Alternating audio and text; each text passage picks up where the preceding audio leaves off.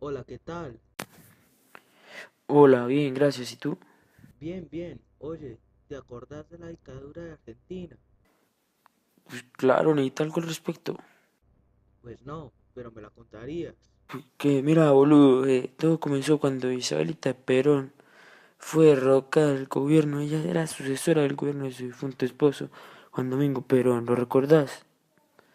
Su régimen heredó varios problemas de la inflación, malestar entre los trabajadores y mucha violencia política. Pero no hubo controversias alrededor del ministro de Bienestar Social.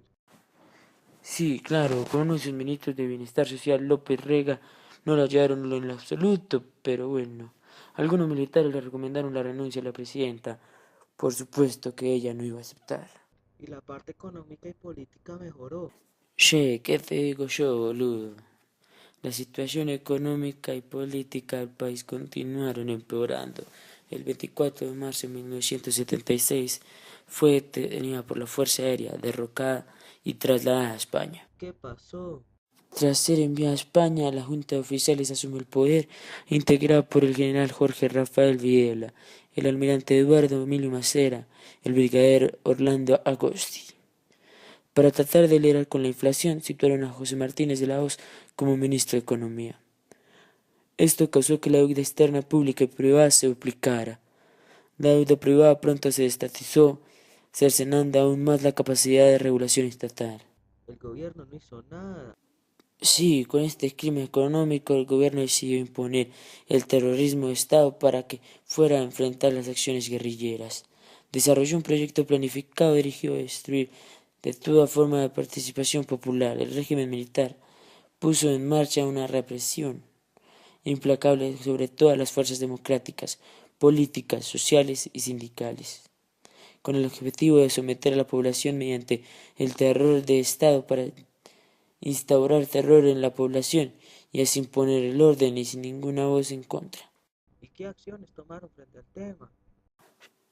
Algunas de las acciones que se tomaron en cuenta fueron las de suspender la actividad política, suspender los derechos de los trabajadores, intervienen los sindicatos, prohíbe las huelgas, disuelve el Congreso, disuelve los partidos políticos, destituye la Corte Suprema de Justicia, interviene la CGT, ordena el corte de pelo para los hombres, quema miles de libros y revistas considerados peligrosos, censura los medios de comunicación mediante la ley que decía que cualquier medio que publicara algo que perjudicara a las Fuerzas Armadas sería reprimido durante 10 años.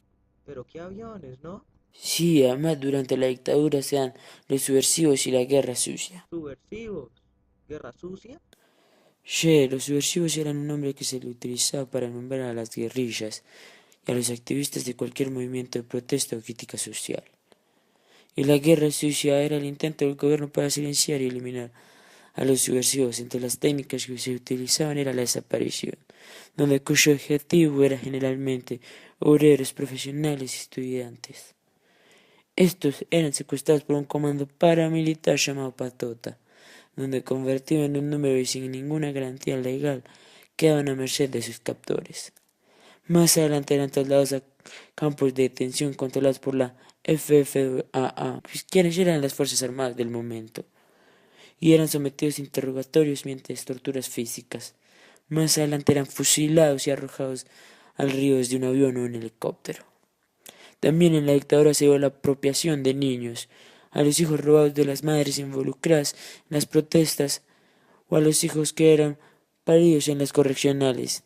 Se entregaban a las familias de militares o miembros de la represión, o sencillamente, si no se vendían, se abandonaban en los institutos. ¿Qué? Sí, un ejemplo clarísimo de todo esto fue la llamada Noche de los Lápices, que se desarrolló entre agosto y octubre de 1976. Implicó la desaparición de estudiantes universitarios de la ciudad de La Plata, que luchaban en defensa de un boleto estudiantil. Después de este escalofriante suceso se creó la Organización de las Madres de los Estudiantes Desaparecidos. Fue el mayor grupo opositor del gobierno. Estas eran llamadas las Madres de la Plaza de Mayo. ¿Y la economía no cayó? ¿Qué te digo yo? Con respecto a la economía, en la dictadura fue cada vez peor. Como no pueden competir con recursos internacionales, la aplicación de las recetas neoliberales no resolvió. sino que profundizó los problemas económicos. Más adelante la dictadura implementó un plan basado en el liberalismo monetario, que era apoyado por bancos extranjeros y organismos internacionales. Los resultados finales fueron desastrosos. Hubo un gran endeudamiento externo y las industrias quebraron. Más adelante, para que la dictadura no se difundiera alrededor del mundo, se planteó el Mundial de Fútbol en Argentina. ¿Lo recordás? Esto hizo que todos los sucesos pasaran desapercibidos durante largo tiempo.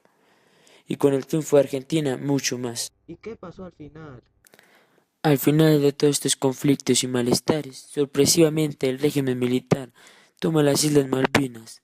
Tras los frustrados intentos diplomáticos de Inglaterra para solucionar el problema, envían dos acorazados, el general Belgrano y Sarsfield, los cuales producen más de 322 muertes y hacen que Argentina se rinda y provoca el final de la dictadura. Che, ya se me aclararon muchas cosas. Gracias. No te preocupes cuando quieras.